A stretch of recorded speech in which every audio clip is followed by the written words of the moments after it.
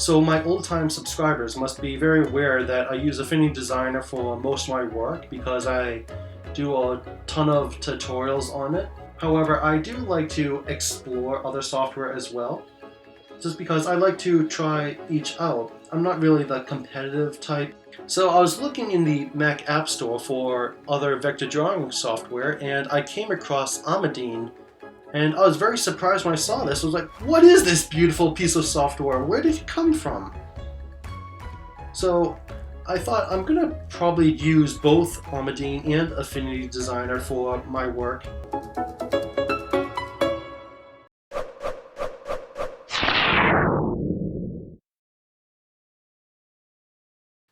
So this is the software developer. It is from Belight. It is the same software developer that makes Swift Publisher, Live Home 3D, Artex, and many other products. So I'm gonna explore Amadine on the website. Now I see that there is a one-time price, $20, and so there's no monthly subscription. However, just be aware, Windows users, it is Mac only, unfortunately. However, that is how Affinity Designer started out. It was originally Mac only as well, and then sure enough, there was a Windows version too as it grew in popularity. And on the top here, there is a tutorial section. They walk you through different lessons on how to use the different functionalities. So this is something you can come back to, and it's also on the launch screen if when you're launching the program. And I'm going to show you that right now. So let's open this program. Oh, and I just have older icons set on some of the applications. So let's go to Amadine. So this is what the first screen looks like. Click on New Document. Click OK. Create. Now this is a trial version I am using, so I will not be able to save and I will not be able to export. However, I believe the trial can last forever. So I'm going to say try it. So this is what the interface looks like. And if you come from Affinity Designer, it should look very familiar. So this over here, you have the tools, and these are different windows over here, the geometry, appearance, and layers. And there is also a Sheets window. If you go to Window and then go to Sheets, it's a lot like Artboard, and I'm going to show you this later.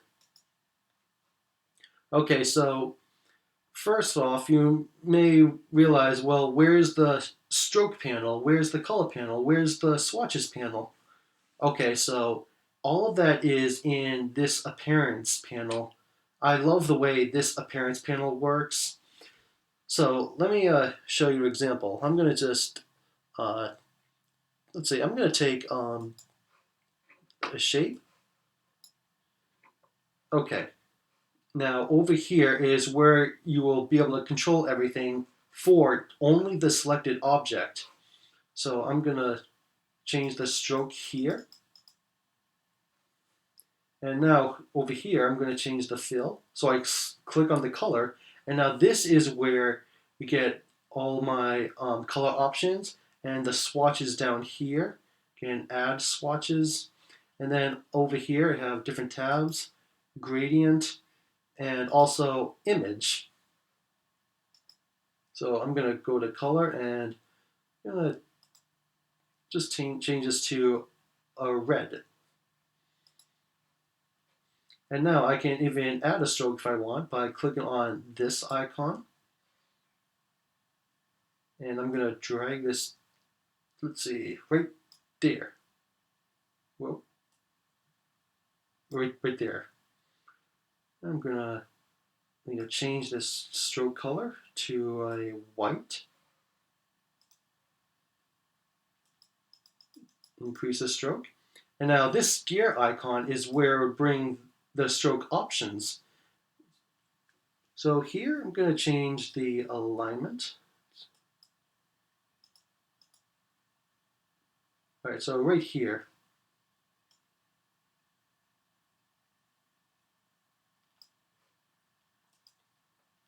And now this option over here, I can add fill stroke just as I can down here also, but I can also add brush and different effects here.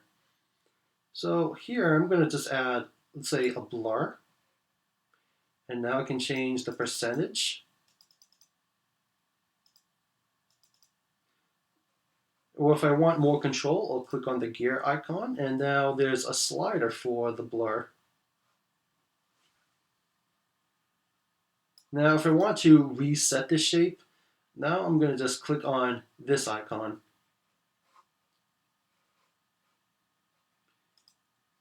And say I add a stroke here, and I realize, wait a minute, I don't need both these strokes. Now I'll just click on this trash icon to remove one. This trash icon will not remove the object, it will only remove one of the appearances. If to remove the objects, it would be down here in the layers panel. And it's set up a lot like Affinity Designer and Illustrator.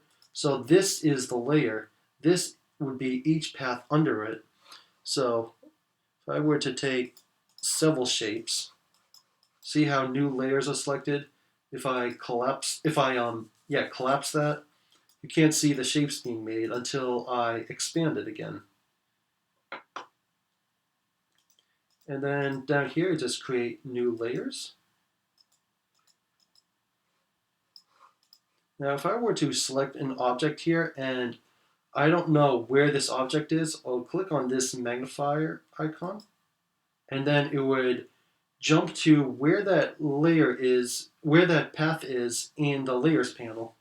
So it's kind of like the auto scroll in Affinity Designer. And you'll see that I can change the opacity here, and there are also blend options.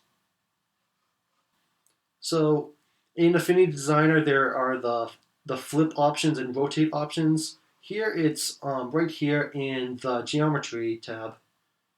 So just flip that way, flip vertical, rotate. Now see how it rotate like that? So the rotation origin point is right here when I rotate.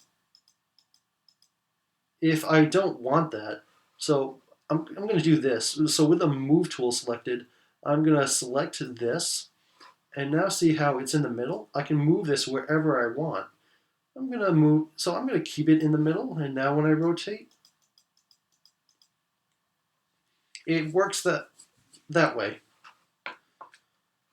Okay, so before I get into the tools now, I'm going to actually just show that Sheets panel now. So I'm going to just remove all these objects, click delete. All right, so I'm going to go to Window, Sheets. So Sheets are equivalent to the Artboard tool. And so this is the panel that opened up right up here. Now I can move these around, but it will only stay in this area over here. However, if I go to Window and then say Detach Panels, because now I can bring these anywhere I want. Oh, the sheets got moved down there somehow. But I'm going to go back to the other way. So Window, and let's see, Attach Panels.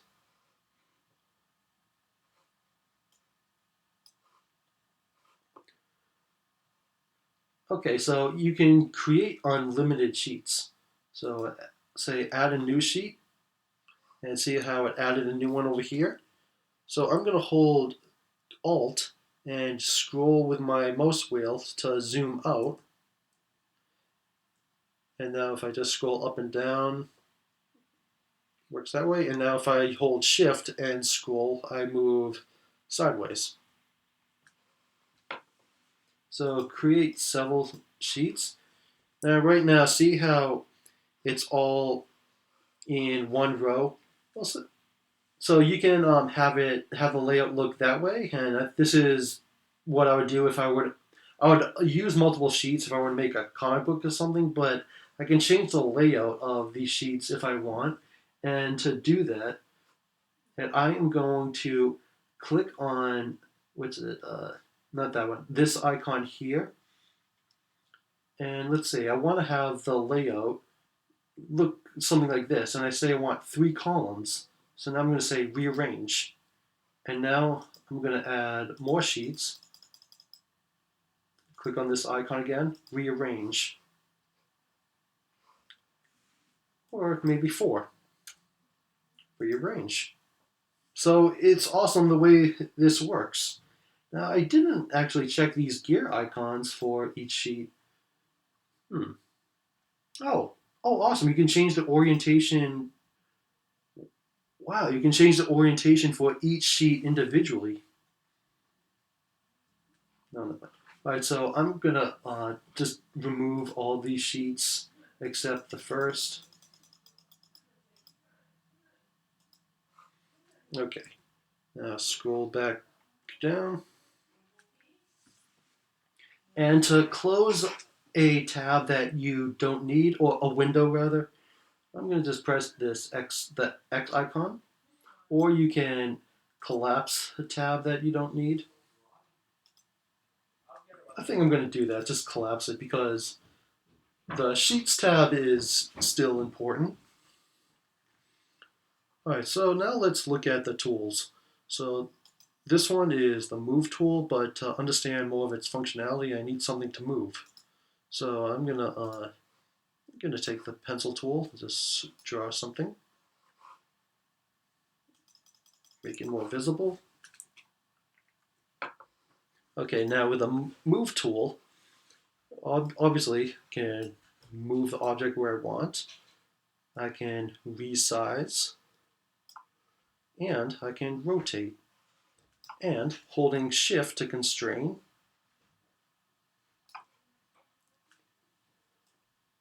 and when you're resizing, you can hold Shift to constrain as well.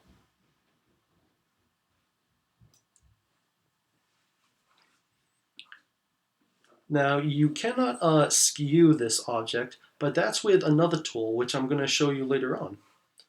So with a node tool, you can edit different nodes. Now, if I try to select this stroke area that doesn't have a node, see I move the entire object, whereas with Affinity Designer, it would bend that part of the stroke.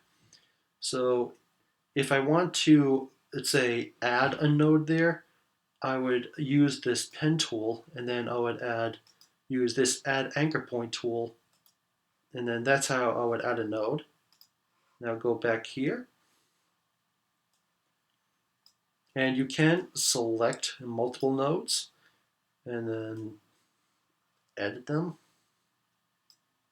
So in Affinity Designer, you can select a point, then press the delete key to move it. In this program and Affinity Designer, in this program and in Adobe Illustrator, you would click on the minus icon. So click the minus icon, then press minus. So this is how you would remove points in this program. And there's also the lasso tool where you can select nodes that's not just in a selection bounding box. There is the pen tool, which I showed you already.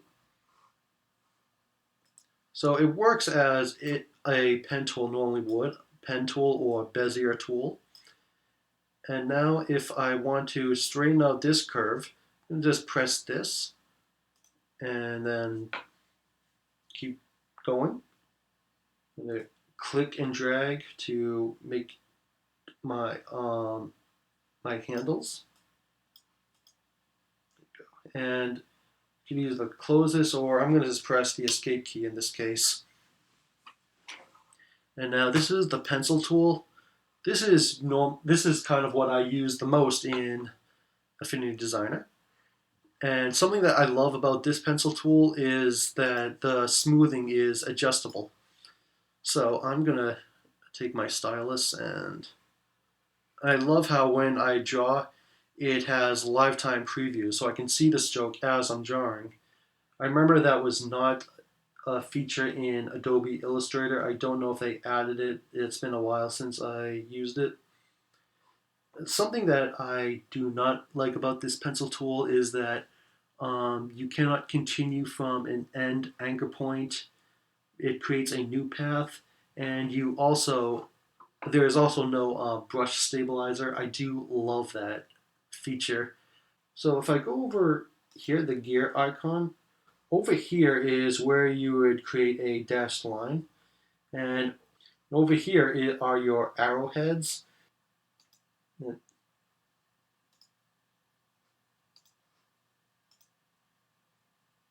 And then I can change the size. And now I'm going to choose an end arrowhead, change the size. Now I'm going to change the middle.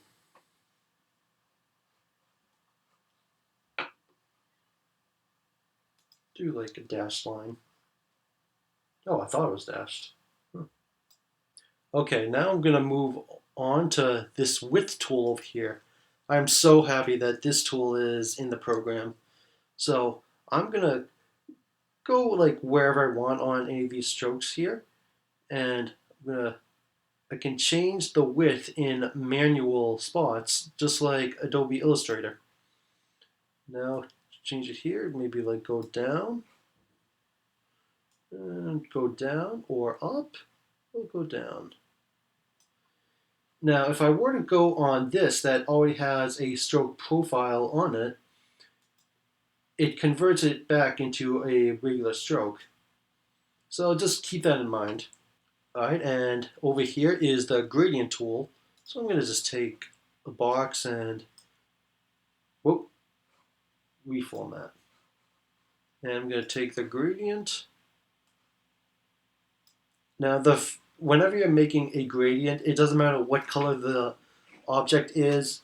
The very first gradient option will appear as black and white.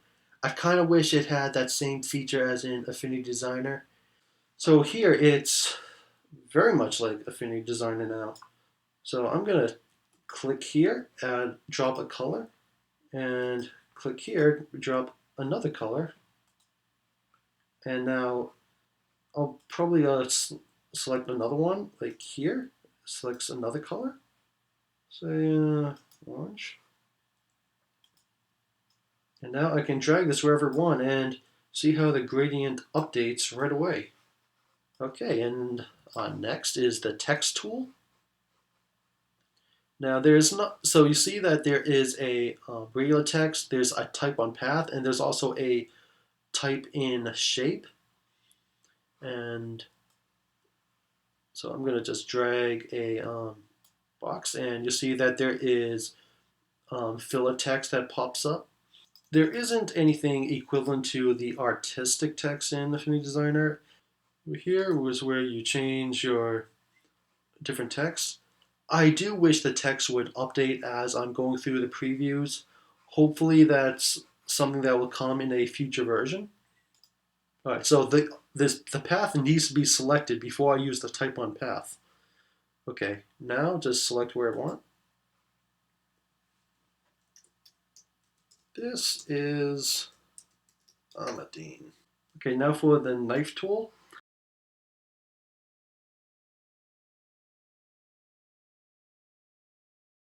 Oh, and that reminds me, I forgot to show you something. So, probably wondering, well, what about the Boolean options?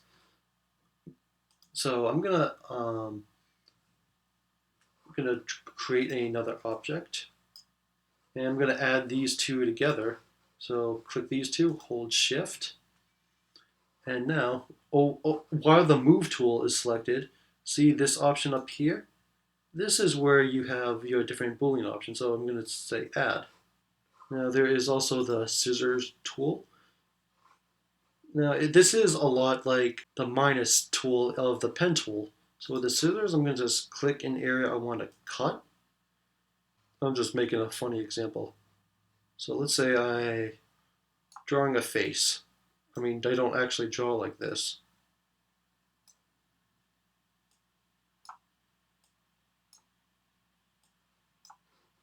All right, and first of all, I want to take that and change my corner here. Yeah. All right, now see how the eye here is overshooting? So this is how I'm going to remove these areas very quickly. I'm going to take the scissors tool and it automatically selects the shorter region. I'll just press delete. And now I'm going to do the same over here. Scissors, click right there, and then just click delete. All right, so there's also the eraser tool, and I love the way this eraser works because um, when I erase a stroke in other software, it usually warps the selection. Here, when I erase, the shape doesn't warp at all. It maintains its exact shape. That is a major benefit. So that's how it works with strokes. And now with closed objects, I'm going to use the eraser. It works very well.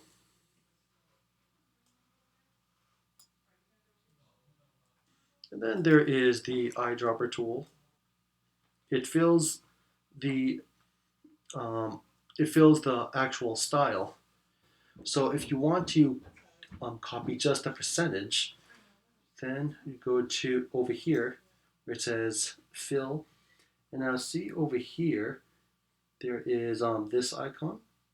So I'm gonna click that, and now I hover my mouse over anywhere I want, and now it copies just that percent. You have to do it over here. And now there is the zoom tool, and you can also use the gestures on your mouse. So I'm using Alt and holding the mouse wheel as I mentioned before. I need to remove this. That's not my artwork. And over here is the sheet tool. Oh no, this isn't the sheet tool. This is the transform tool. So earlier when I said you cannot skew with the move tool, you can skew with the transform tool. So I'm going to select this, and now if I hold one of these sides here, well, not the sides, right here, now I can skew this object. So this is, what's this called? Let's see, free transform tool, and now this is symmetry distort tool.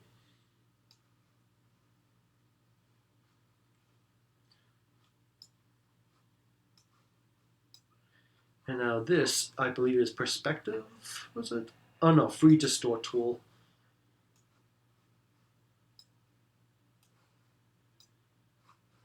And there's another thing I want to show you. So if I select this path and I take the node tool, select these nodes, now take the transform tool, see how it puts just those nodes in a selection bounding box. Now I can move them, rotate them, resize them, and skew them. And I can do the same with these.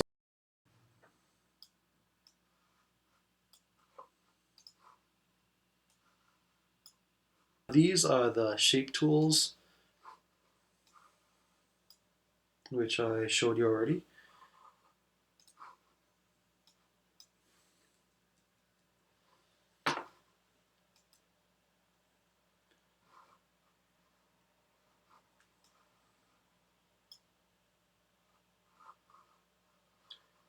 And here I can change the corners. It's a lot like Affinity Designer's corner tool. Oh, and speaking of such, if I take the node tool Does this look familiar? Select these, and now it's a lot like Affinity Designer's corner tool. And I can also select these individually. This one, and the star tool. Oh, and for the star tool and for this tool, see how you can change the amount of sides that you want. And if you want to take the edit tool and uh, like edit these points, you have to press expand first. Now you can do that. But once you do that, you cannot go back and change around corners, add more sides. And then there's the star tool.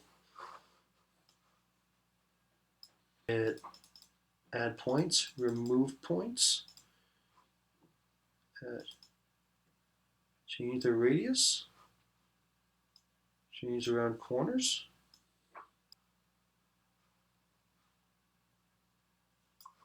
And now this is the ellipse arc tool. So pretty much just make like these arc shapes, like half pies. This one,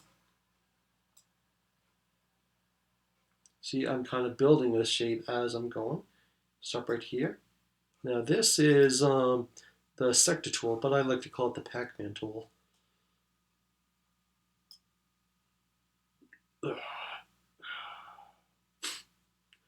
It's a pizza getting eaten by Pac-Man. And this is the sheet tool.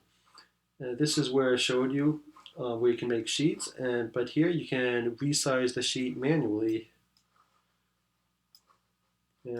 or just create a new sheet just like that. And I haven't really taken a close look at these options up here. Change the rotation here. Add sheets right up here, or remove sheets. So I could do it there or in the Sheets tab, it looks like. So I think I went up here. So here we have outline preview, pixel preview, retina preview, smart guides, and so they're like snapping options. And then if you want to go back to document setup, you just click here. I don't think I showed you the brush options yet. So if I use this stroke, and yeah, I think I showed you the uniform up here if I didn't. So there is pressure sensitivity if you go to pressure. You need to have a stylus though. So if I want to show those brush options, select the pencil tool, and then over here in the stroke panel, oh no, that's the color. Click here, and now choose brush. And now these are kind of the brush options. Now this is equivalent to Illustrator, not Affinity Designer's brushes, because those vector brushes, I believe, are more pixel formatted. This is vector. And you can add brushes, but I haven't really played around with this yet. If at any time you want to reset the stroke width back to its original uniform, then just go to this gears icon next to the stroke, go down to here to profile, scroll up, and just go back to uniform. Now we're going to create a bitmap pattern fill. You cannot create vector patterns in this program just yet. So I'm going to go here, go to image, and now here I'm going to choose an image. And this is the image I chose. I can like change the position here. I can scale it.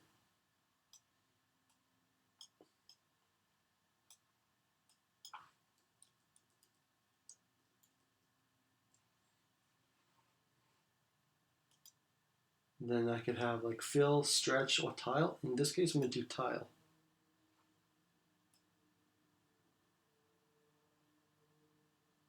And now the last thing I want to show you in this video, because I'm running low on time, I'm going to just show a fast way you can duplicate objects here.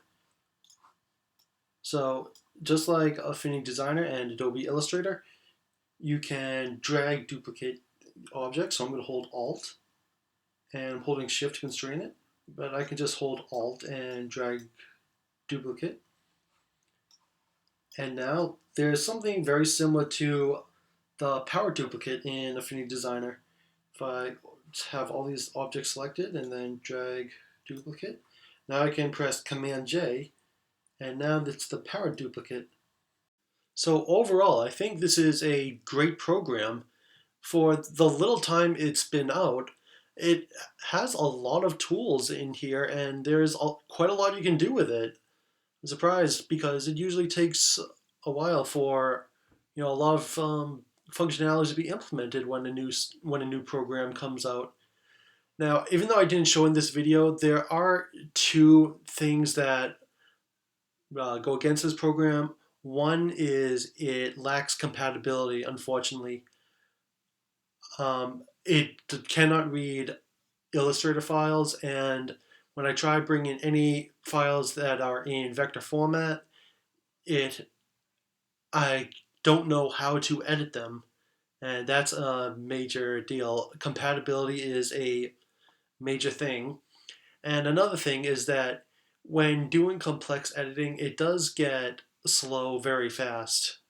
Compared to Affinity Designer, a lot of um, it can handle a lot of editing very quickly. So if I have like a star shape with effects on it, it can take a long time to load, and also certain bitmap patterns. I noticed that it can take a really long time to load. So just those two things, compatibility and speed. Aside from that, I think this is a great program, and I think it's off to an excellent start. I recommend this, and let me know if you're interested in me making some drawing tutorials. I'd like to experiment more with this software, and I'm still going to be making tutorials on Affinity Designer as well. Don't plan on leaving that. So, let me know what you think, and thank you for watching.